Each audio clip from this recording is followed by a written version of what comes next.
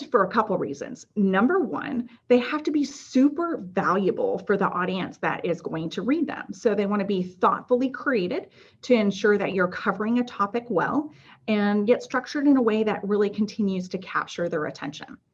Of course, we also want it to be search optimized because that will help individuals, prospective customers, find your blog on your website. So, but key criteria to think about, 600 to 1200 words or so is a good length for blogs.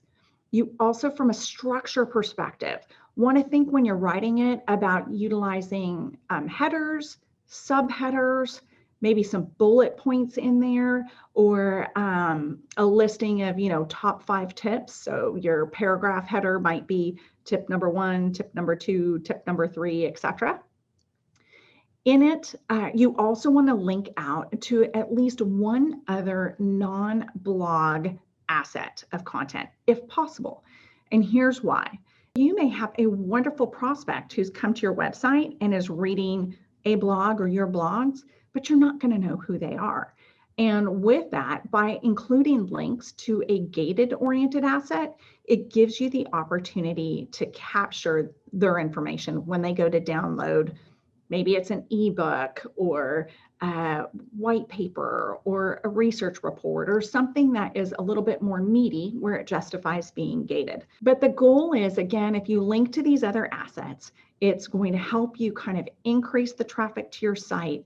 It's going to help you convert those prospective visitors from being anonymous to being known. And it's going to help you fill that top of funnel with qualified marketing leads.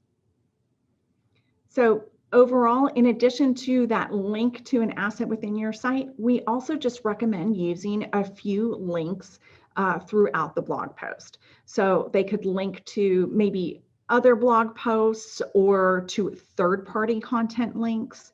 And so it doesn't just have to be internal, it can be external as well.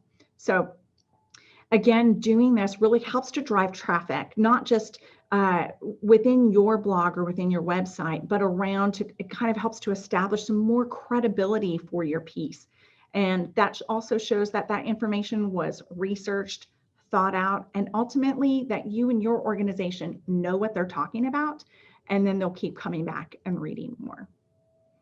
Now, images is another thing listed here that you want to think about. So oftentimes you want to make those the width of your blog post. And we got a little tactical, about 700 by 300 pixels is the optimal width.